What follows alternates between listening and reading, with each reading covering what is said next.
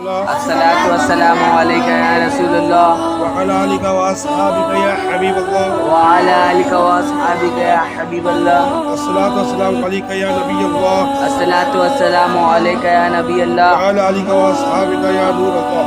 وعلی آلک واصحابک یا نور اللہ.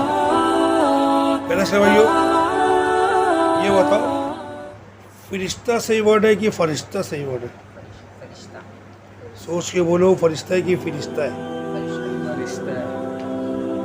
فرشتہ صحیح ورڈ ہے. فرشتوں کے وجود کا انکار کرنا کیسا ہے؟ فرشتوں کے وجود کا انکار کرنا کیسا ہے؟ جواب اس کا کفر ہے. جو کہے گا جان بوجھ کے اس کی تکفیر کی جائے گی. ملک الموت علیہ السلام ان کا اصلی نام اسرائیل علیہ السلام ہے. اب ان پر اللہ تعالیٰ نے ذمہ داری دی ہے لوگوں کی روح قبض کرنے کی، اور اللہ کے حکم سے روح قبض کر لیتے ہیں. حدیث پاک کا مفہوم ہے کہ ساری دنیا والوں کو وہ دسترخوان کی طرح دیکھتے رہتے ہیں. جیسے ہم دسترخوان بچھا کے سارے کھانوں کے ساتھ دیکھتے تھے نا، وہ سارے انسانوں کو دیکھتی رہتے، اور جس کا حکم ہوتا ہے اس کا ہاتھ بڑھا کے اس کی روح قبض کر لیتے. ٹھیک ہے نا؟ تو ابھی ذمہ داری ان پر کس نے ڈالی؟ اللہ تعالیٰ. وہ پھر کسی بھی فرشتے کا محتاج نہیں. اس کی مشیت، اس کی مصلحت، اس کی مرضی ہے یہ کہ فرشتوں کے ذریعے سے کام کر لے رہے ہو، ہے نا؟ دیکھیں ملک الموت علیہ السلام یعنی کہ اسرائیل سے ملک یعنی فرشتہ، ال یعنی کاکے کی، اور موت یعنی موت. ملک الموت یعنی موت کا فرشتہ، روح قبض کرنے والا فرشتہ. تو یہ ان کو کوئی برا بھلا بولے تو یہ تو اللہ کے حکم پر عمل کر رہے ہیں، ان کو کیوں برا بھلا کہنا؟ سمجھے نا میری بات؟ اب یہ سوال کیا ہے کہ ملک الموت علیہ السلام کو برا بھلا کہنا کیسا ہے؟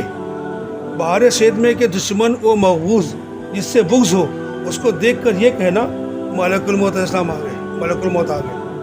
کوئی ہمارا دشمن آ رہا ہے، کوئی بھیانک انسان آ رہا ہے، جس سے کوئی چڑھتے ہوئے انسان آ رہا ہے، اور اس کو یہ کیا بولے؟ ملک الموت آ گیا. تو ملک الموت ایسے ویسا ہی دشمن جانتا ہوں جیسا ملک الموت اسلام کو. اس کو میں ایسے ہی دشمن جانتا ہوں جیسا میں ملک الموت اسلام کو دشمن جانتا ہوں. ایسا ان کی شان میں توہین ہو رہی ہے کہ اس میں اگر ملک الموت اسلام کو برا کہنا مقصود ہے تو کفر ہے، اور موت کی ناپسندگی بنا پر ہے تو کفر نہیں. کیوں ہی جبرائیل علیہ السلام یا میکائیل علیہ السلام یا کسی فرشتے کو جو عیب لگائے یا توہین کرے تو وہ کافر ہے. حضور مفتی اعظم ہند کون ہے؟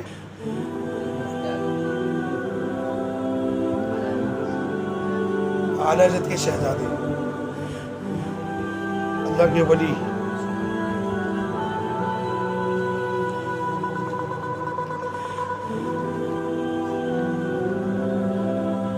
کہا جاتا ہے کہ ایک بار کسی جلسے میں تاجدار اہل سنت شہزادہ اعلیٰ حضرت حضور مفتی اعظم ہند حضرت مولانا شاہ محمد مصطفیٰ رضا خان علیہ رحمۃ الرحمان منچ پر تشریف فرما تھے.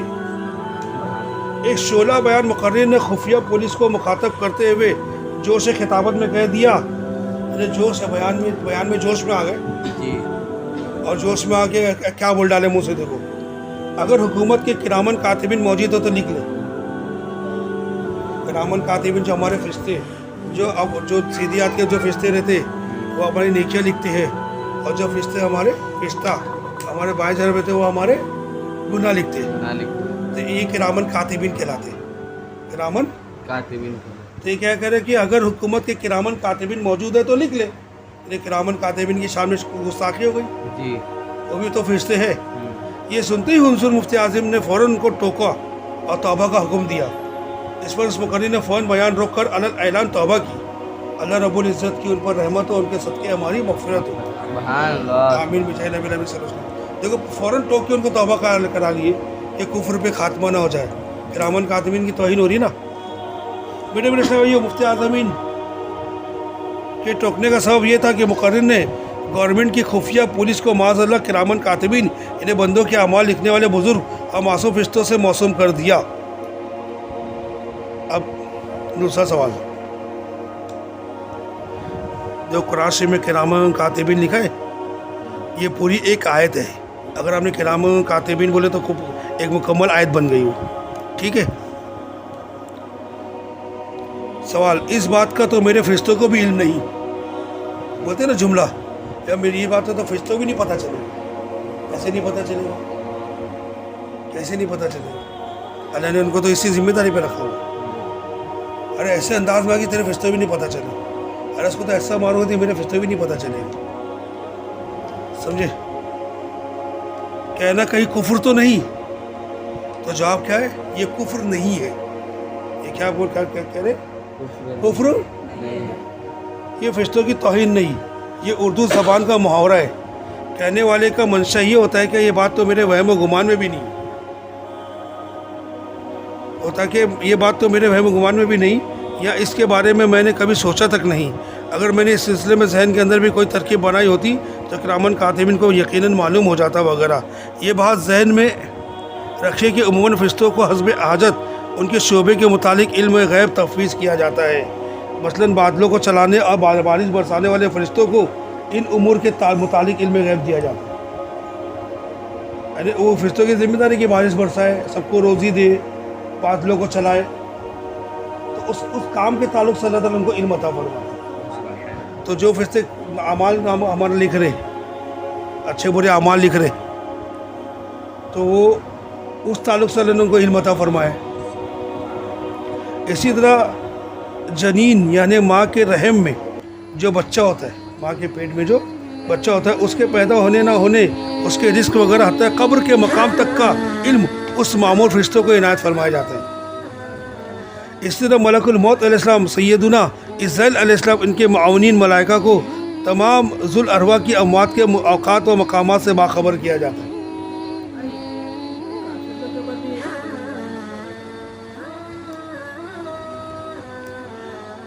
یہ محافظین اعمال لکھنے والوں کو پارہ 30 سورہ انفطار آیت نمبر 10 سے لے کر 12 تک. سورہ انفطار آیت نمبر 10 تا 12. انفطار پارہ 30 سورہ انفطار آیت نمبر 10 سے لے کر 12 تک میں ارشاد رب العباد ہے. اللہ تعالیٰ کیا فرمایا قرآن میں اردو میں ترجمہ، اور بے شک تم پر نگہبان ہے معزز لکھنے والے. جو لکھنے والے تو عزت والے نا، وہ تو معزز لکھنے والے جانتے ہیں جو کچھ تم کرو. وہ سب جانتے ہیں جو کچھ تم کرو نہیں کرو کرو کرو کرو کرو.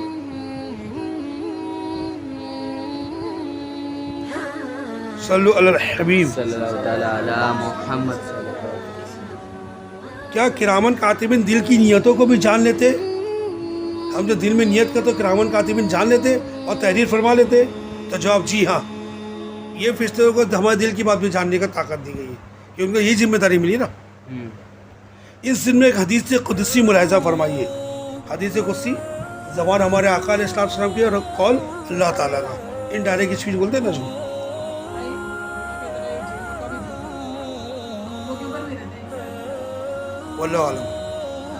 واللہ عالم.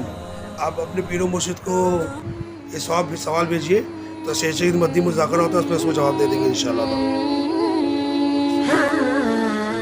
مدنی مذاکرہ کئی لوگوں کی بے شمار لوگوں کی اصلاح کا سبب بن رہے ہو. زبردست ہے، کتنے لوگ انتظار رہتا ہے. ہر فیچر کو رات کو 10:30 بجے مدنی مذاکرہ ہوتا ہے. تو آپ جو ہفتے بھر میں جو سوالات بھیجے رہتے ہیں نا، وہ سب کا جوابات دیتے ہیں. آپ کی آواز گونجے گی پورے فیضان مدینہ میں، آپ کا سوال گونجے گا، پھر اس پر جواب دیا جائے گا. اور اب آپ اکیلے جواب نہیں دیتے، مفتیان اکرام سامنے بیٹھے رہتے. جب آپ ہی کے مرید ہیں، سمجھے نا، کچھ بھی سوال کر سکتے ہیں آپ. تو کہاں سے کانٹیکٹ کریں؟ تو نمبر میں اگر مل جائے گا تو آپ اس پر کر سکتے سوال پوچھیں گے. ان کا نمبر آپ کو دوں گا تو آپ سوال بھیجو گے نا، واٹس ایپ کے ذریعے سے یا فیس بک، جو بھی معاملات ہیں.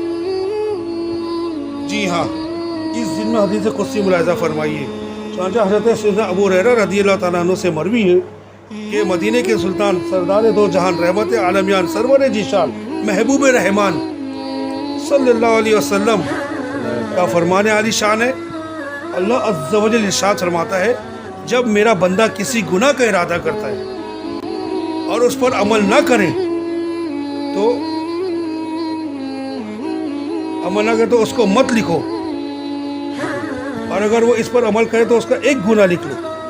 اللہ تعالیٰ فرشتوں سے کہہ رہے ہیں، اور صرف دل میں ارادہ کرے گناہ کا تو گناہ مت لکھو، ابھی تو ارادہ کالی کی ہے، لیکن جب گناہ کر لے گا ارادے کرنے کے بعد، نیت کرنے کے بعد، تو صرف ایک ہی گناہ لکھنا، جتنے گناہ کا لکھنا ہے نا اتنا وہ ایک گناہ لکھنا بس۔ اور اگر وہ نیکی کا ارادہ کرے اور اس پر عمل نہ کر پائے تو ایک نیکی لکھ لو، سبحان اللہ سبحان اللہ، اور اگر وہ اس پر عمل کرے تو 10 نیکیاں لکھ لو۔ سبحان اللہ۔ ایک اور روایت کے مطابق اللہ کے پیارے حبیب حبیب لبیب طبیبوں کے طبیب صلی اللہ علیہ وسلم نے اللہ تعالیٰ علی فرمایا، محمد صلی اللہ علیہ ملائکہ وسلم، یعنی فرشتے عرض کرتے پروردگار تیرا بندہ گناہ کرنے کا ارادہ کر رہا ہے، حالانکہ اس کو اس بات پر خوب بصیرت ہے۔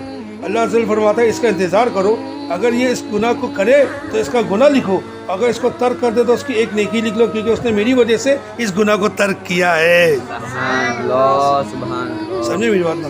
اللہ کی رضا کے لیے گناہ ترک کریں گے تو ثواب ملے گا نا۔ تو اب وہ فرشتے کیوں کہہ رہے ہیں اللہ تعالیٰ یہ گناہ کرنے کا ارادہ کر رہے ہیں؟ دل کی بات جان رہے ہیں فرشتے، گناہ کا ارادہ اور ترک کرنے پر نیکی ملنے کی صورت۔ میٹھے میٹھے اسلام بھائیوں، اس روایت سے معلوم ہوا کہ اللہ عز و جل کی عطا سے کرامن کاتبین دلوں کی نیتیں بھی جان لیتے ہیں۔ اللہ عز و جل کا کتنا بڑا کرم ہے کہ نیکی کی صرف نیت کرنے پر ایک نیکی کا ثواب مل جاتا ہے، اور اگر بندہ گناہ کی نیت کرے تو کچھ نہیں لکھا جاتا، حتیٰ کہ اگر گناہ کا ارادہ ترک کر دے تو اس پر ایک نیکی لکھی جاتی ہے۔ یہاں یہ بات یاد رہے کہ برائی کا ارادہ ترک کرنے والوں کو نیکی اسی صورت میں مل سکتی ہے جبکہ خوف خدا کی وجہ سے ایسا کرے، یعنی گناہ چھوڑے تو کسی اور کے ڈر سے نہیں، صرف اللہ کے ڈر سے گناہ چھوڑے تو ہی اس کو ثواب ملے گا۔ کہ اگر کسی مجبوری کے تحت گناہ سے باز رہا تو اس کو نیکی نہیں ملے گی۔ صدر الشریعت بدر الطریقہ حضرت علامہ مولانا مفتی محمد امجد علی اعظمی علیہ رحمۃ اللہ القوی مکتبۃ المدینہ کی مطبوعہ بہار شہد حصہ 16 صفحہ 258 پر فرماتے ہیں، معاشیت کا ارادہ کیا یعنی گناہ کا ارادہ کیا، وہ اس کو کیا نہیں تو گناہ نہیں بلکہ اس میں بھی ایک قسم کا ثواب ہے، جبکہ سمجھ کے بعد رہا کہ گناہ کا کام ہے نہیں کرنا چاہیے۔ جی حدیث سے ایسا ہی ثابت ہے، اور اگر گناہ کے کام کا بالکل پکا ارادہ کر لیا اور جس کو عزم کہتے ہیں تو یہ بھی ایک گناہ ہے، اگرچہ جس گناہ کا عزم کیا تھا اسے نہ کیا ہو، ایک دم پکا اگر ارادہ ہو گیا تو پھر گناہ لکھا جائے گا۔ صلو علی الحبیب صلی اللہ تعالیٰ علی محمد صلی اللہ تعالیٰ علیہ وسلم۔